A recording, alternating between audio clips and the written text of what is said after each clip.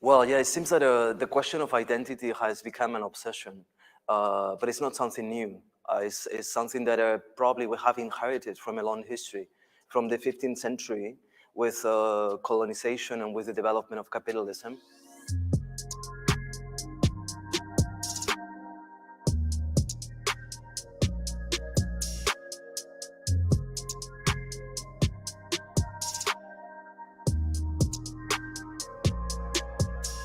The most of the categories that we still use today, they are to be found really within this tradition, colonial capitalist tradition from the 15th century on.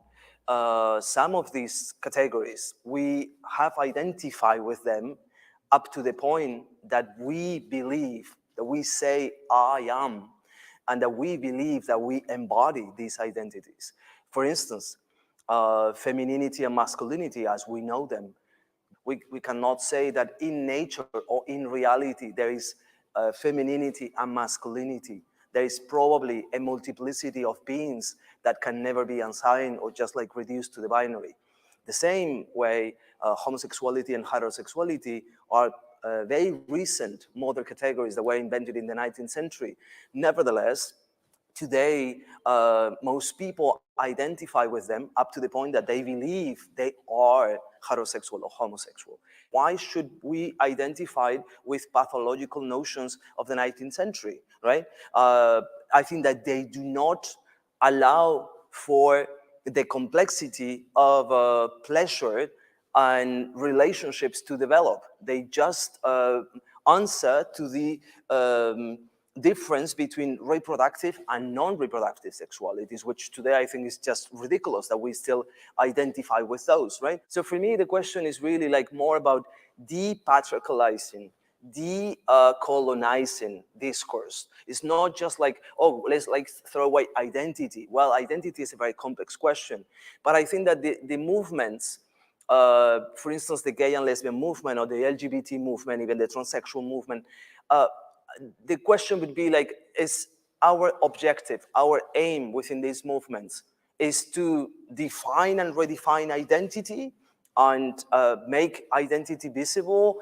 and construct identity, or maybe is to invent new practices of freedom. Same way, for instance, race is completely a colonial construction. There is no empirical base for race difference. No one today would argue, besides like probably like a very racist person, would argue that race exists, does exist. Nevertheless, those categories have been embedded within the structure of the state, within institutions, up to the point that they work today as techniques of government. They're being used to govern populations, to define the conditions of life and death, to establish differences between beings. So for me, it's not so much about like including these identities within the normal history of art or within the, let's say, institutions or within the state, but rather criticize and unbuild the technologies of power that had created those institutions and that still promote technologies of power and violence within many of these institutions. One of my concerns now in contemporary politics is that we are living through a revolution, right? Like basically like a huge movement of decolonizing, depatriarchalizing, and this is starting from the late 19th century and increasingly through the 60s and 70s. But of course, this is happening now. The reactions against that have been numerous along history. The Second World War is a huge reaction against the 20s, which was a moment of openness in all different ways. If you think about gender politics, but if you also think about physics, about the invention of new biological categories and so on. So we could see fascism and even communism in some ways. Sometimes we could see them as reactions to the possibility of changing these epistemologies, changing these regimes of knowledge, these techniques of government, right? What is happening today is very similar. The question now is that while these, let's say, archaic discourses are bringing back notions of the nation state, the family, nature, and the natural body, and so on, while this is happening exactly at the same time, and this is a very archaic discourse that is almost coming, I would say, from the 15th century on, right?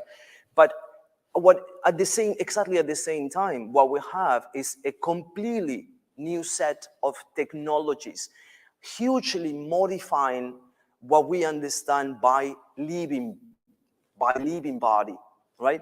In terms of automation, mechanization of the living being, mechanization of reproduction, externalization of reproduction activities, the fabrication of non-organic organs, and different extensions of the body, all the ones that we use now that have to do with communication, the internet, the social network, and so on and so forth.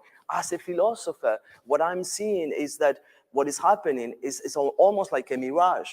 While sciences and the market are fully developing like a new set of technologies that will completely transform ordinary life and the access that we have to many of the things that we know, including the full destruction of the planet, including expansion of nuclear technologies. These are the radical questions that we should be discussing. What is life today, and how are we going to continue living within this in this planet, right?